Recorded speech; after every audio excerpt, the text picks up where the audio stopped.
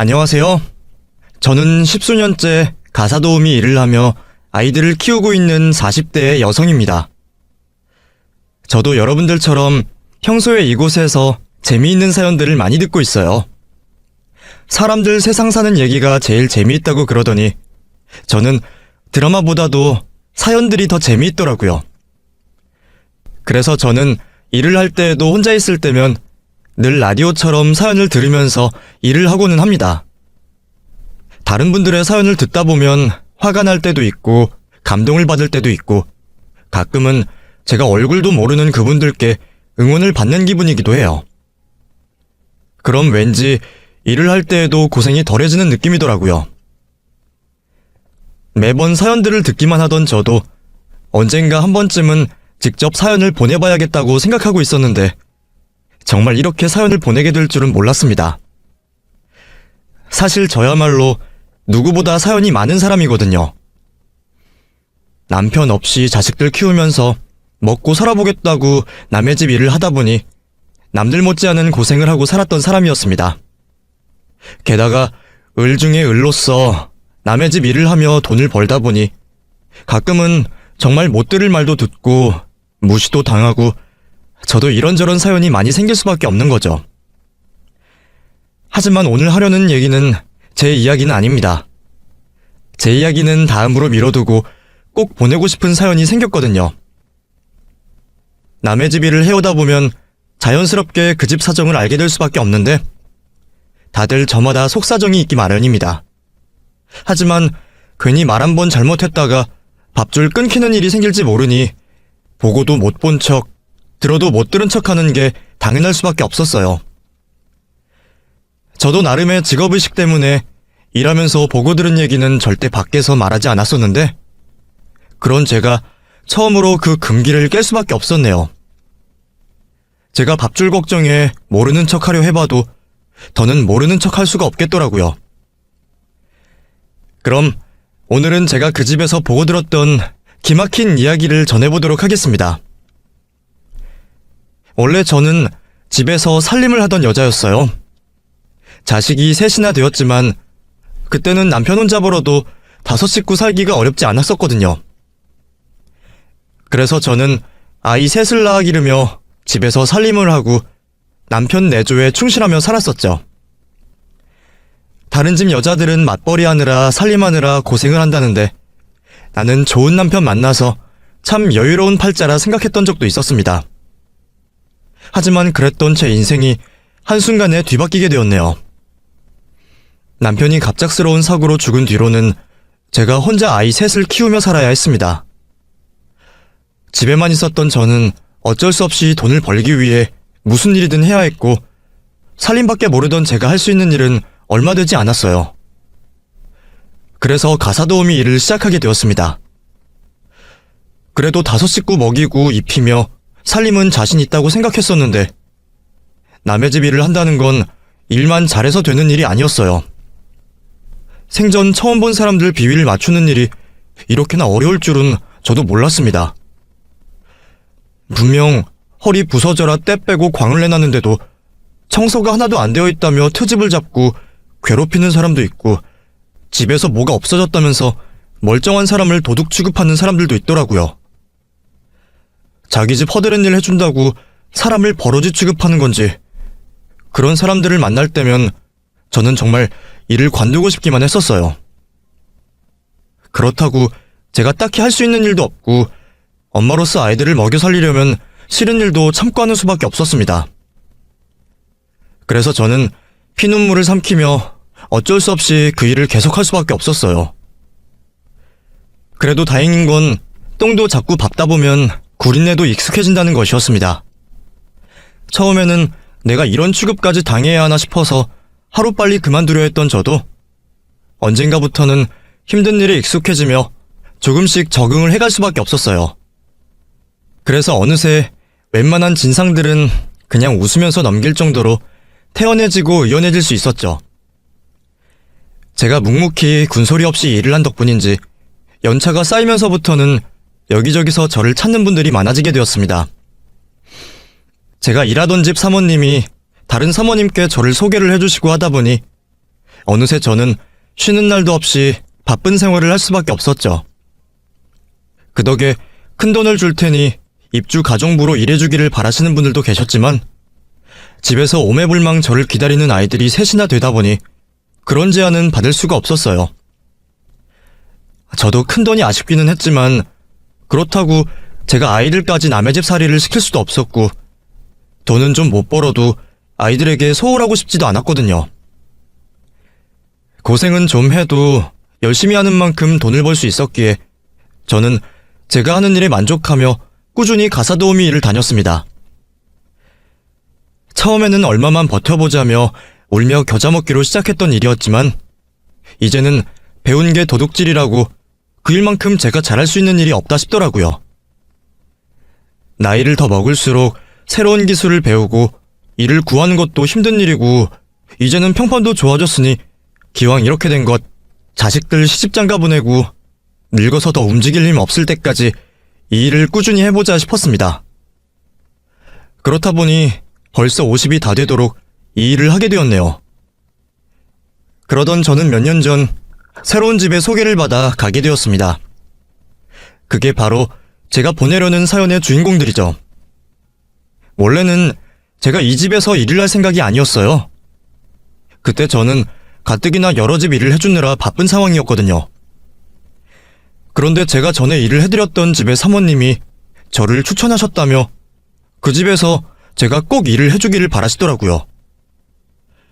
그동안 너무 일만 했는지 여기저기 몸이 아프던 탓에 조금 여유있게 일을 하려고 했던 저는 고민이 될 수밖에 없었어요. 그래서 적당히 거절하려고 했는데 무슨 이유인지 그 집에서는 저를 꼭 부르고 싶어 하시더라고요. 심지어 다른 집보다 돈을 더 주신다고 하면서까지 말이죠. 왜 그렇게까지 하시면서 굳이 저를 부르려고 하시나 싶었는데 저도 사람인지라 돈 앞에서는 약해질 수밖에 없었어요. 안 그래도 몇 년 뒤면 대학에 들어가야 할 큰아이 걱정에 저도 돈이 아쉬울 때였거든요. 결국 고민하던 저는 돈을 더 주신다는 말에 그 집 일을 하기로 결정했습니다. 그래도 얘기만 들어보면 크게 어려울 것 같진 않았어요. 할머니 한 분에 젊은 부부에 초등학생 아이 하나까지 내 식구 살림이면 오히려 갓난아이들 있는 신혼집보다 훨씬 편할 거라 생각했거든요. 원래 아이가 어린 집일수록 살림에 손이 많이 가다 보니 그런 집이 식구는 적어도 더 할 일이 많아요. 그런데 그 집은 시어머니의 사모님까지 여자만 둘이 계시는 집이니 제가 크게 손댈 구석 없이 오며 가며 정리만 잘하면 될 거라 생각했습니다. 그 집 사모님도 처음에는 그렇게 말씀하셨었죠. 뭐 별로 할 일은 없을 거예요. 일주일에 2번 와서 청소랑 정리만 좀 해주시고 저희 먹을 음식만 좀 해주시면 돼요. 사람 사는 집이 다 똑같을 텐데 뭐 얼마나 힘든 일이 있겠어요. 그렇게 치면 아줌마는 정말 땡 잡으셨네. 돈은 더 받아가면서 일도 별로 없잖아요? 처음에는 그 사모님이 자기 입으로 그렇게 말을 하기에 철석같이 믿었더니 그 말을 믿은 제가 바보였습니다. 막상 일을 시작하고 보니 그 집 사정은 제 예상이랑 많이 다르더라고요. 사모님이 별일 없이 집에 계신다고 들었는데 살림은 전혀 하지 않으시는지 주방이며 창고며 정리는 하나도 되어 있지 않고 여기저기 내려앉은 먼지에 집안 청소 상태 역시 좋지 않아 보였어요. 그래서 제가 가자마자 해야 할 일이 너무 많았었죠. 일주일에 2번 방문인 스케줄에 제가 거의 한 달 내도록 대청소를 해서 겨우 사람 사는 집꼴이 되었으니까요. 저도 돈 받고 하는 일이니 대놓고 불평을 할 순 없었지만 속으로는 집에서 자식 키우는 여자가 무슨 살림을 이렇게 못하는지 이해가 되지 않을 지경이었습니다. 이 정도면 추가금을 더 받아야 할 정도였는데 어떻게 할 일이 없다고 할 수 있는지 말이에요. 게다가 그 사모님은 저한테 참 바라는 것도 많은 여자였습니다. 아줌마가 워낙 손맛이 좋다고 그래서 특별히 소개받은 거니까 먹는 거에 제대로 신경 좀 써주세요. 아줌마 전라도가 고향이시라면서요? 저희 엄마도 전라도인데 제가 엄마가 일찍 돌아가셔서 엄마 손맛이 늘 그리웠거든요. 같은 고향 출신이니까 똑같이 좀 해줘요. 알겠죠? 제가 자기 친정어머니와 같은 고향이라면서 일찍 돌아가신 친정엄마 솜씨대로 요리를 해달라고 하더라고요. 처음에는 전라도식으로 해달라는 건가 싶어서 늘 하던 대로 요리를 했는데 그게 어머니 손맛이 아니었는지 화를 내는 겁니다. 이게 뭐예요? 지금 이걸 음식이라고 한 거예요? 아니, 요리 잘한다길래 돈까지 얹어주고 데려왔더니 우리 엄마 맛이랑 너무 다른데? 왜 똑같이 못해요? 친정어머니가 어떻게 요리하셨는지를 모르니까 저도 똑같이는 못하죠. 요리법이라도 알려주시면 어떻게 해볼 텐데요. 그걸 내가 알면 내가 직접 했지. 아줌마가 알아서 좀 생각해봐요. 저도 요리야 자신 있는 편이었고 일해주면서 음식 솜씨로 칭찬은 많이 받아왔기에 설마 그런 일로 욕을 먹을 줄은 몰랐습니다. 나는 자기 엄마가 누군지도 모르고 그 집 음식도 먹어본 적 없는데 저더러 무슨 맛인지도 모르는 음식을 똑같이 만들어내라니 황당하더라고요. 전라도 사람이라고 음식 맛이 똑같은 것도 아니고 사람마다 손맛이 다르고 가정마다 만드는 방법이 다르잖아요. 십수년 전 먹어본 음식 맛을 자기도 다 기억을 못하면서 저더러 친정어머니 음식이랑 똑같이 만들지 않았다며 닥달하는 사모님이 기가 막히기만 했습니다. 이럴 줄 알았으면 처음부터 그 집 일을 하겠다고 하지 말걸 뒤늦은 후회가 막심했지만 이미 일을 하기로 한 이상 그만두겠다고 먼저 말을 할 수도 없었습니다. 원래 그 동네가 그래요. 집에 사람 들이는 일에 예민한 사모님들끼리 서로서로 소개해주고 후기들을 나누고 하다 보니 어느 집에 가든 늘 조심할 수밖에 없거든요. 혹시나 실수라도 하거나 집주인이랑 다투기라도 했다가는 괜히 좁은 동네에서 소문 잘못 나서 일자리 뺏기기 일쑤였으니까요. 그래서 늘 의뢰 입장일 수밖에 없었던 저는 그 집 사모님 비위를 맞추며 어떻게든 잘해보려 노력할 수밖에 없었습니다. 그래서 어쩔 수 없이 계속 일을 하지만 십수년 동안 나름 내공이 쌓였다 싶은 저도 그 집은 참 적응이 쉽지 않더라고요. 말도 안 되는 이유로 꼬투리 잡고 화내는 사모님도 그랬지만 그 집 아들도 참 대단했습니다.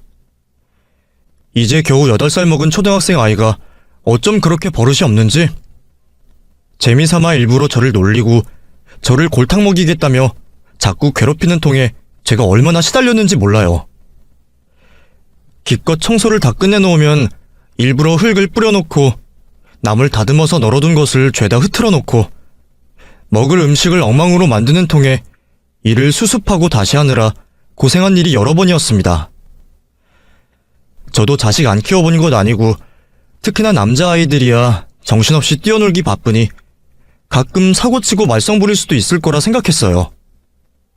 그래서 처음에는 애가 실수로 그랬겠거니 하고 타이르지도 못했는데 날이 갈수록 매번 그런 걸 보니 얘가 일부러 이러는구나 싶더라고요. 일부러 그런다는 게 확실한 것이 제가 화를 내는지 안 내는지 궁금했는지 얘가 그렇게 말썽을 부려놓고는 일부러 와서 제 얼굴 표정을 살피더라고요. 어린애가 어쩜 그러는지 그렇다고 가사도우미가 일해주는 집 아들 혼을 낼 수도 없던 탓에 매번 참는 수밖에 없었죠. 사모님 짜증에 아이 말썽까지 참으려니 가뜩이나 힘이 들었는데 그 집에서 제가 제일 마음에 걸렸던 건 다름 아닌 그 집 시어머니였어요. 그렇다고 할머님까지 저를 괴롭혔다는 건 아니었어요. 오히려 그 반대의 사정이었죠. 사모님의 시어머님이신 그 집 할머니는 늘 조용하신 분이셨습니다. 처음에 일을 하러 갔을 때는 방 안에서 잘 나오지도 않으시기에 저는 얼굴도 몇 번 뵌 적이 없었어요. 그러다 몇 달 계속 일을 하다 보니 사모님이 안 계실 때에만 나오셔서 저랑 얘기도 나누시고 점점 가까워지게 되었었죠. 할머니는 제 속을 뒤집는 그 집 식구들 중에 유일하게 저를 사람 대접해주시고 챙겨주시는 분이셨어요. 그런 할머니가 가장 큰 걱정이었다는 게 이상하시겠죠? 그건 다름 아닌 할머님이 당하시는 일들 때문이었습니다. 사실 처음에 저는 그 할머니가 그 집 식구인 줄도 몰랐어요. 무슨 사정인지 모르지만 가깝지 않은 식구를 모셔와 같이 사시는 건가 생각했거든요. 먼 친척이나 가까운 지인 말이죠. 그것도 그럴 만한 게 시어머니라고 하기에는 너무한 그 집 사모님의 행동 때문이었습니다. 시어머니 모시고 사는 며느리들이라면 보통 시어머니를 불편해하거나 조심스러워하거나 아니면 반대로 아주 가까운 사이여야 할 텐데 그 집 며느리는 할머니를 늘 남보다 못한 취급을 하더라고요. 누구 와 있을 때는 방에만 있으라니까 뭐 한다고 또 나와가지고 알짱거려요. 미안하다. 내가 화장실이 급해서 화장실 좀 가려고. 뭘 또 훔쳐먹었길래 화장실을 이제 다녀요. 제발 동네 부끄럽게 만들지 말고 안 보이는데 좀 박혀있으라니까. 그 집 일하기 시작하고 얼마 안 되었을 때 제가 거실 청소를 하고 있던 중에 할머님이 화장실이 급해서 밖으로 나오셨더니 사모님이 할머님한테 저런 소리를 하더라고요. 그 소리를 듣고 놀란 제가 오히려 사모님 눈치를 볼 지경이었어요. 이게 며느리가 시어머니에게 할 수 있는 언행이라고 생각을 하시나요? 같이 사는 식구라기에 가족인 줄 알았더니 그런 걸 보니 남인가 생각했죠. 그렇다고 제가 먼저 물어볼 수는 없으니까 무슨 사정이 있기는 있나 보다 싶어서 조용히 입을 닫고 저는 제 할 일을 했습니다. 청소하고 살림 살아주러 간 거니 할머님 방도 치울까 했더니 그 집 사모님이 그 방은 건들 필요 없다며 할머님은 신경 쓸 필요도 없다 그러더라고요. 그 방은 알아서 하니까 그냥 냅두고요. 아줌마는 그냥 내 방이랑 아이 방만 잘 치우면 돼요. 그리고 제일 중요한 거, 식사 준비. 어차피 음식하려고 부른 거니까 청소는 대충 하고요. 알았죠? 나를 무슨 전담 요리사 정도로 생각하는 건가 싶기도 했지만 저야 방 하나 덜 치우면 일이 줄어드니 반길 일이었습니다. 하지만 왠지 저는 그 할머님이 늘 신경이 쓰이곤 했었어요. 대체 뭘 그렇게 숨기는 건지 몰라도 사모님은 처음에는 제가 할머님이랑 마주치기라도 할까봐 할머님을 방 밖으로 나오지도 못하게 하고 집도 비우지 않았었어요. 하지만 시간이 지나면서 사모님도 긴장을 푸셨던 건지 언젠가부터는 제가 일을 하러 오는 날에도 집을 비우셨고 그제서야 저도 할머님과 얘기를 나누고 친해질 수 있게 되었던 거예요. 그리고 그제서야 제가 몰랐던 그 집 식구들의 사정을 듣게 되었죠. 며느리가 나를 원래 싫어했어. 그거야 다 내 탓이지. 내가 며느리 시집 올 때 결혼 못 시킨다고 반대를 했었거든. 며느리가 원래는 홀어머니랑 살던 아이였는데 10몇 살에 어머니마저 잃고 친척집 전전하면서 고아로 지냈다더라고. 그 사정이 안타깝지만 그렇다고 아들 짝으로 고아를 바랄 엄마가 어디 있겠나. 우리 아들도 고생 많이 하고 자랐던 탓에 나중에 결혼할 때는 꼭 사랑 많이 받고 자라서 구김없고 예쁜 며느리를 들였으면 좋겠다 싶었거든. 시어머니들이야 다들 그렇겠지만 나름의 며느리 욕심이 있으셨던 할머니는 처음에 고아로 어렵게 자랐다는 그 집 사모님을 아드님의 짝으로 반대를 하셨답니다. 하나뿐인 귀한 아들이 배운 것도 없고 돈도 없는 며느리 만나서 고생하게 될까 걱정을 하셨던 모양이에요. 그랬지만 결국 자식 이기는 부모 없다고 할머니도 아들이 좋다고 하니 두 사람을 허락해 주셨답니다. 이왕 허락한 김에 결혼 준비도 도와주시고 갈 곳 없다는 며느리를 집에 들여서 시댁살이 시키며 친정엄마 대신 가르쳐주고 싶으신 것도 많았다고 하더라고요. 나도 여유가 있었더라면 집 구해주고 내보냈으면 마음이 편했겠지만 그때는 나도 여력이 없었고 우리 아들도 배 타는 일 하느라 나가 있는 시간이 길어서 둘이 집구에서 나간다고 할 때까지 내가 데리러 있으려고 그랬어. 그러면서 살림도 가르치고 챙겨주고 싶어서 말이야. 나야 좋은 마음으로 시작했던 건데 그게 문제였던 건지 오히려 우리 사이가 더 나빠져 버렸어. 얘가 그걸 나한테 시집살이 당한 거라 생각했던 건지 언젠가부터 나를 아주 치를 떨며 싫어하더라고. 그래서 결국 고부 갈등 아닌 고부 갈등이 생기고 말았지. 반대하는 결혼을 하고 시댁살이까지 하게 된 것이 힘들었던 건지 사모님은 결혼 생활 내내 시어머니와 사이가 좋지 못했답니다. 그래도 아들과 사이는 좋아서 결혼한 지 얼마 안 되어 임신을 하고 떡두꺼비 같은 아들을 낳았죠. 할머님은 그게 기특해서 친정엄마 대신 육아라도 도와주고 싶었지만 며느리는 할머니가 자기 자식에게 손대는 걸 끔찍하게 싫어했답니다. 자기가 부모 사랑 못 받고 자란 만큼 아이는 제 손으로 키우겠다며 일도 안 하고 여태 집에서 아이 키우며 살았다네요. 배 타는 일을 하는 남편 벌이가 나쁘진 않았지만 그 벌이에 내 식구가 매달려 살기에는 빠듯하겠다 싶겠더라고요. 그런데 어떻게 지금은 이렇게 좋은 집에서 사시면서 가사도우미까지 쓰세요? 아드님은 아직도 배 타고 계시잖아요. 아드님이 무슨 좋은 일이라도 생기신 거예요? 아니야. 우리 아들이야 그때나 지금이나 비슷하고 이건 다 며느리 덕분이야. 그동안 저는 사모님이 부자 남편 만나서 여유롭게 사는 사람인 줄만 알았습니다. 일한다는 얘기는 들어본 적도 없었는데 그런 사모님이 맨날 집에서 취미생활을 하거나 밖에 나가서 쇼핑하고 외출해서 놀러 다니는 줄만 알았거든요.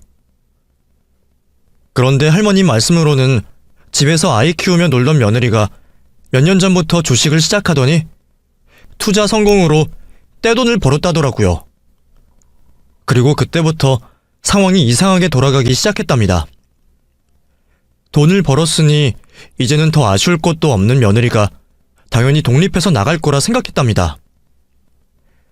그런데 그런 며느리가 비싼 집을 사더니 시어머니까지 모시고 가겠다 했다는 거예요. 아들이야 고부 갈등이 있는 줄도 몰라서 그런지 그런 와이프가 착하다며 좋아했지만 시어머니는 자기를 싫어하던 며느리가 웬일인가 했답니다. 그런데 아니나 다를까 이제 입장이 달라진 며느리가 자기를 반대하던 시어머니를 자기 밑에 두고 싶었던지 시어머니를 그렇게 하대하고 괴롭히기 시작했던 거예요. 이제 며느리 입김이 더 세서 꼼짝도 못하시던 할머님은 돈 많은 며느리가 혹시나 아쉬운 것 없이 손주 데리고 아들 버리고 이혼이라도 하겠다고 할까봐 늘 노심초사하며 사셨답니다. 그래서 아들에게는 말 못하고 아들이 없는 동안 할머님은 그 집에서 꿔다 놓은 보릿자루 마냥 며느리에게 괴롭힘과 구박을 당하셔야 했습니다. 아무리 그렇다 한들 어떻게 자기 시어머니를 그렇게 무시할까 싶었던 저는 그런 며느리가 이해되지 않았습니다. 하지만 할머님은 점점 나이가 드시고 경제력도 없으시다 보니 며느리에게 꼼짝도 못하셨어요. 그런데 그게 다가 아니었더라고요. 그동안 저는 할머님이 그냥 짜증과 구박 정도의 괴롭힘을 당한 줄만 알았는데 나중에 알고 보니 할머님은 그동안 제가 아는 것보다 더한 일들을 당하고 계셨어요. 사모님이 제가 있어서 그나마 눈치를 봤던 건지 남편이나 보는 사람이 없을 때는 할머니를 때리기까지 했다는 겁니다. 할머니, 팔에 이게 뭐예요? 어디 다치셨어요? 웬 멍이 이렇게 있어요? 그냥 넘어졌어. 할머님 팔 여기저기 명자국이 있는 걸 보고 놀란 제가 물어보자 할머니는 그냥 넘어졌다며 얼버무리셨습니다. 그런데 아무리 봐도 사람이 넘어져서 생길 수 있는 상처가 아니다 싶더라고요. 저는 혹시나 싶은 생각에 그 후로도 할머님을 주시했고 멍이 사라지지 않던 어느 날 결국 할머님의 입에서 끔찍한 속사정을 듣게 되었습니다. 사실 나 며느리한테 매일 맞아.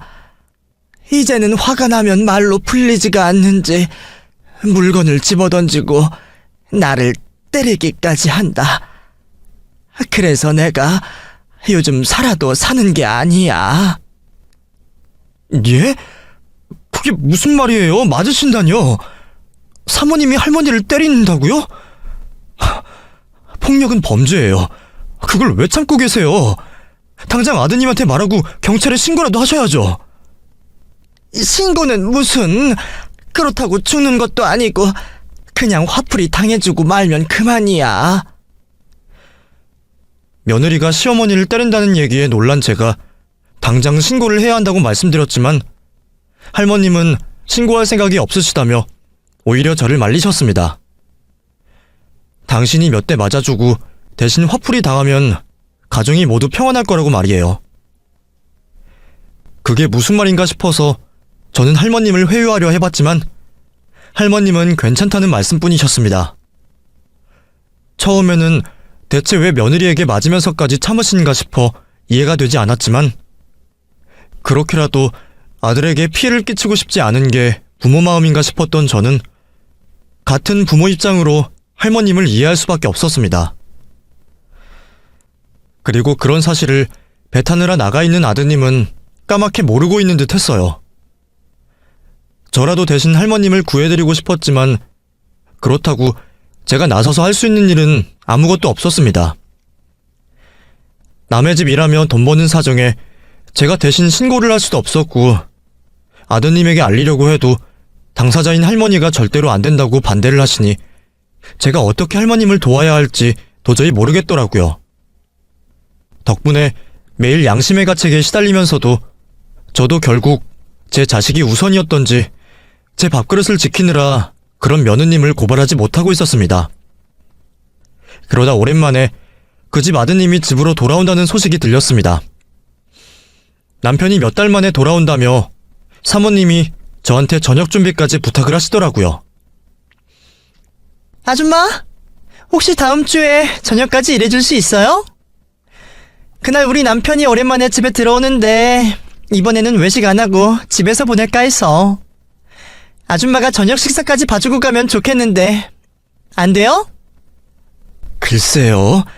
저녁에는 저도 집에서 애들을 챙겨야 해서. 내가 설마 돈 안 쳐줄까봐 그래요? 보너스 줄 테니까 그냥 좀 해줘요. 애들이야 치킨이나 시켜주던가. 아무튼 그날 일 해주는 거예요?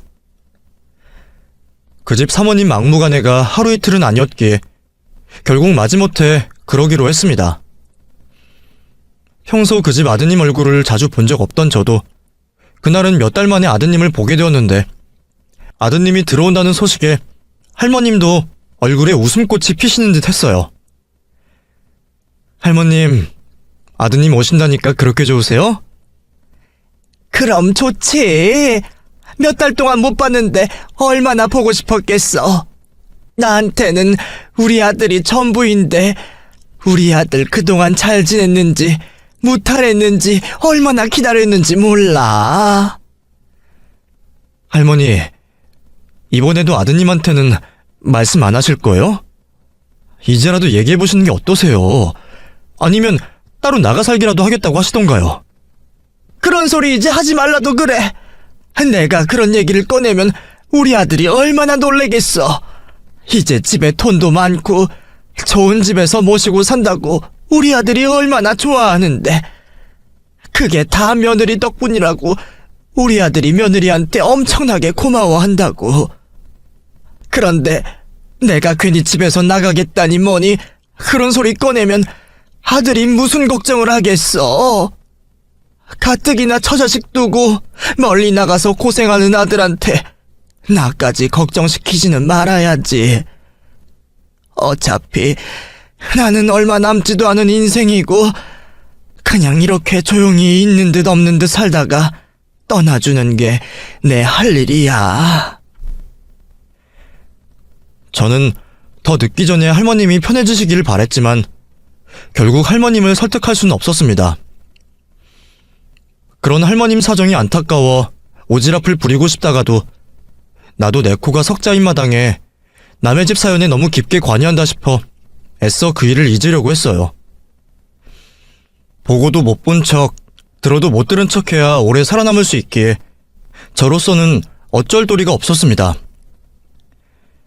그렇게 고민하던 사이 시간이 흘러 그 집 아드님이 집으로 돌아오시고 제가 저녁 식사까지 챙기기로 약속한 날이 되었습니다. 사모님이 시키시는 대로 진수성찬을 차린 저는 식사가 끝나기를 기다리며 주방 정리를 하고 있었어요. 그런데 그때 갑자기 식탁 쪽에서 큰 소리가 나더라고요.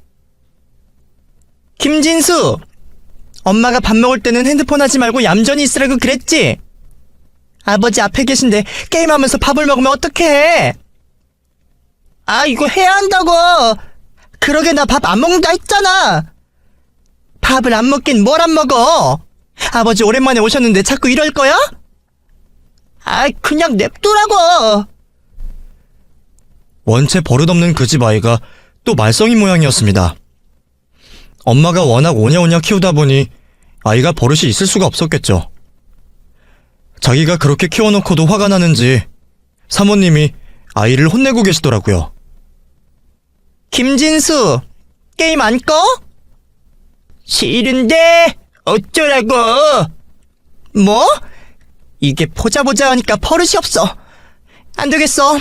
너 앞으로 핸드폰 압수야. 결국 참다 못한 사모님이 아이가 게임하며 들고 있던 핸드폰을 뺏어갔습니다. 정말 버릇없다 싶기는 했지만 9살짜리 아이면 말을 듣겠다 싶었어요.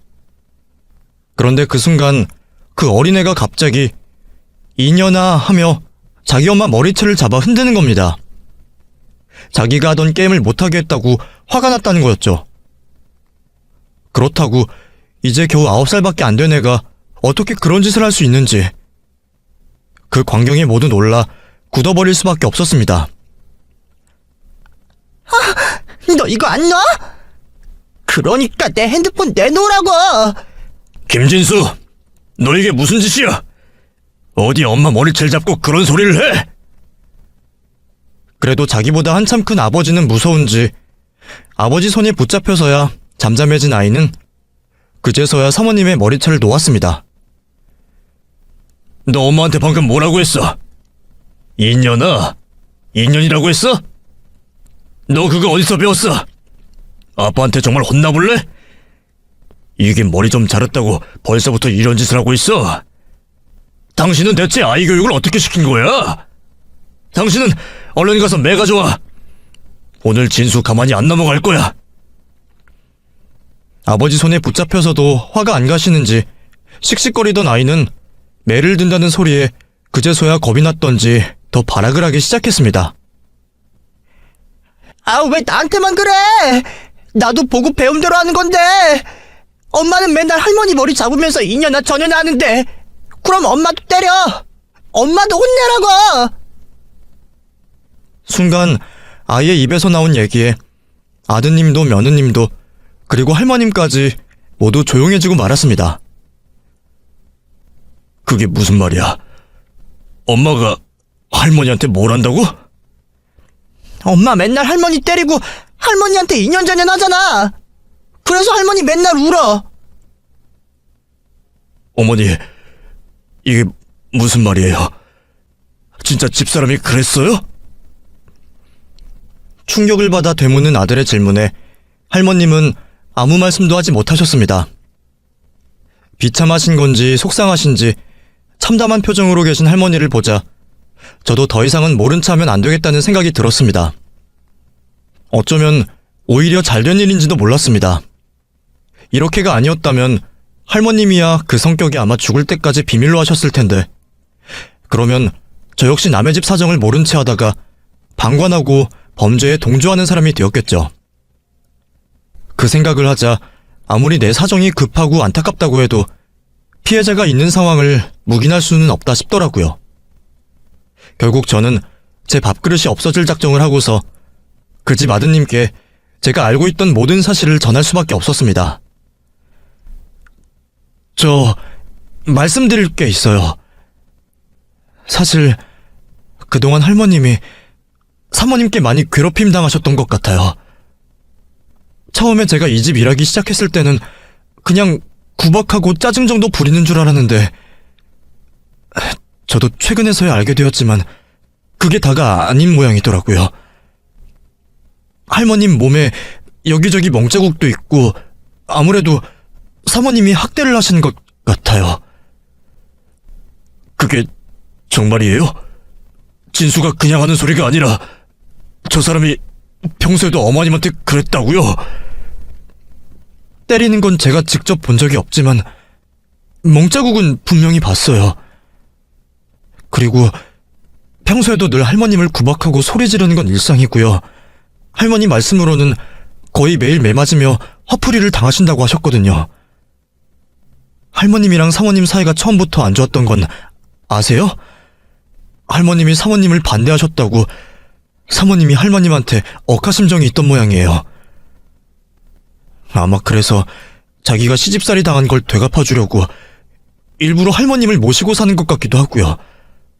근데 할머니는 자꾸 비밀로 하자 그러시고 저도 돈 받고 일하는 사정이 있어서 말씀을 못 드렸어요. 정말 죄송합니다. 뒤늦은 저의 양심 고백에 아드님은 큰 충격을 받은 듯 했습니다. 도저히 믿기 어려운지 저한테 몇 번이고 물어보더라고요. 하지만 결국 제가 하는 말이 거짓말이 아닌 걸 알았는지 곧장 아내에게 사실을 따져 물었습니다. 당신 진짜로 그동안 엄마한테 그랬어? 그래서 그게 뭐? 어머니는 나한테 잘해줬어? 구하라고 무시하고 반대할 땐 언제고? 내가 돈 좀 생기니까 내 앞에서 굽신거리는 거 봐. 그게 꼴배기 싫어서 더 그랬어. 자기가 입 다물고 괴롭힘 당한다는데 당신이 뭐 어쩔 건데? 뭐? 당신 진짜 인간 맞아? 어떻게 그런 소리를 아무렇지 않게 할 수 있어?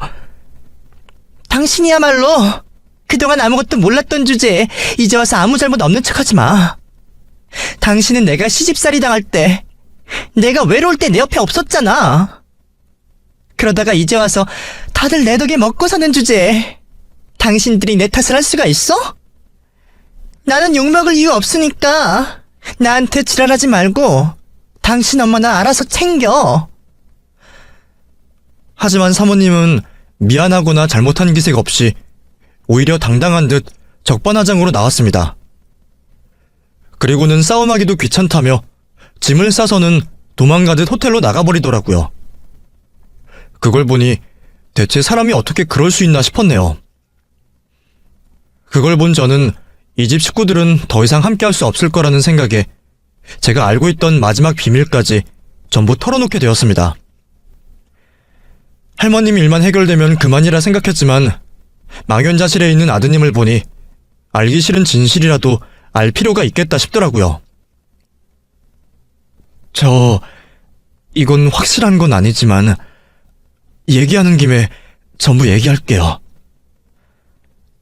사실 사모님이 따로 만나시는 분이 있는 것 같아요. 그 남자를 제가 본 건 아니지만 사모님이 몰래 통화하는 걸 들은 적이 몇 번 있었어요. 약속이 있으시다며 나가셨다가 외박하신 적도 종종 있었고요. 아닐 수도 있지만 그래도 의심이 돼서요. 저도 제가 직접적인 증거를 발견한 것도 아니고 정황뿐이었기에 얘기를 하면서도 이 말까지 하는 게 맞나 고민이었지만 혹시나 사모님의 외도가 사실이라면 식구들이 사모님에게 당하기만 하면 안 되겠다는 생각에 위험을 감수하고 전하는 수밖에 없었습니다. 그리고 결국 저는 그날부로 그 집 일을 더 이상 나가지 않게 되었죠. 다행인지 아닌지 사모님에게서 보복을 하겠다던지 하는 연락은 없었지만 어쩌다 그 집 일에 엮인 저로서는 괜히 불안하고 마음이 불편할 수밖에 없었습니다. 그래서 이왕이면 그 못된 사모님이 제대로 죗값을 치르기를 바랄 뿐이었죠. 그리고 몇 달이 지나서 할머님께 연락이 오게 되었어요. 전과 달리 밝아 보이는 할머님의 목소리에 저도 반가운 마음이 먼저 들더라고요. 할머니, 너무 오랜만이에요. 잘 지내셨어요? 그동안 어떻게 지내셨어요? 나야 잘 지내지. 다 자네 덕분이지 뭐. 자네가 아니었더라면 하마터면 큰일 날 뻔했거든. 그래서 자네한테는 꼭 얘기를 해줘야겠다 싶어서 내가 연락을 했어.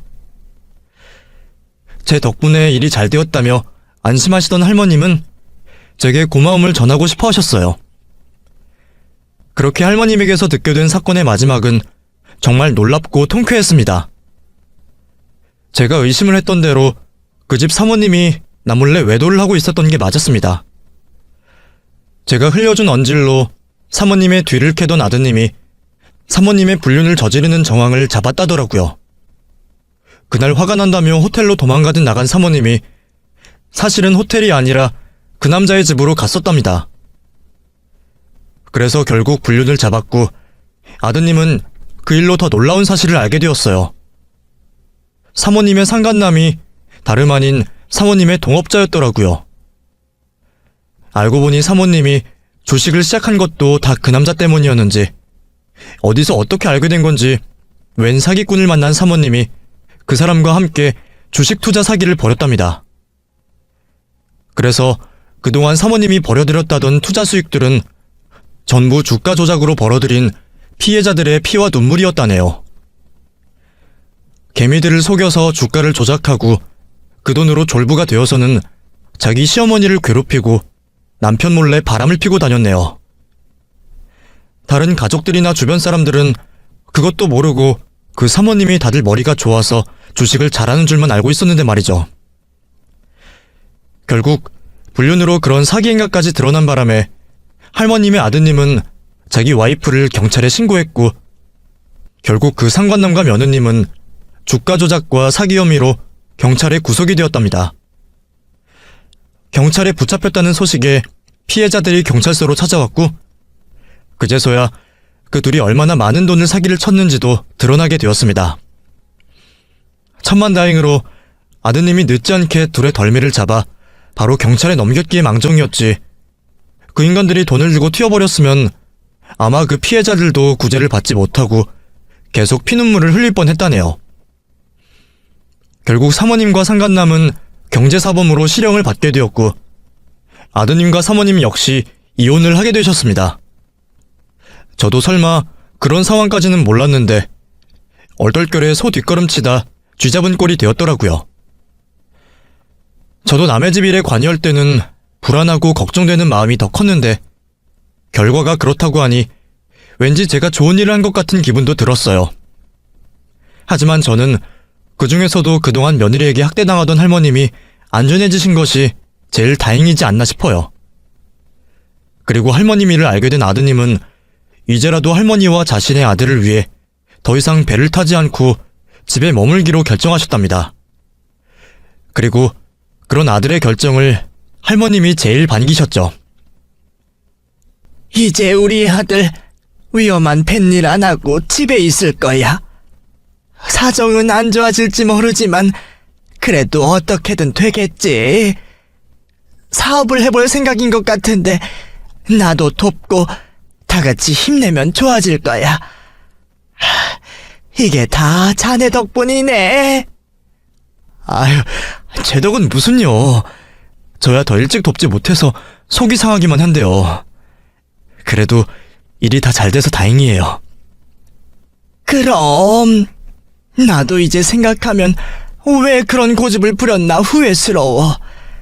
자네 아니었으면 지금도 계속 당하고 있었을 텐데 다 자네 덕이야. 자네는 좋은 사람이야. 그러니까 앞으로도 꼭 좋은 일만 있을 거야.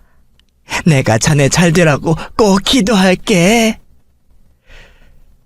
저도 뭘 바라고 했던 일은 아니었지만 그래도 원망이 아닌 감사를 듣게 되니 저도 기분이 좋더라고요. 제 복을 빌어주신다는 할머님의 말씀처럼 제게도 정말 좋은 일이 생겼으면 좋겠네요. 그럼 제게도 언젠가 좋은 일이 생기게 되면 그때 또 사연을 보내보겠습니다. 그때까지는 저도 열심히 애청자로 사연들을 잘 듣고 있을게요. 감사합니다.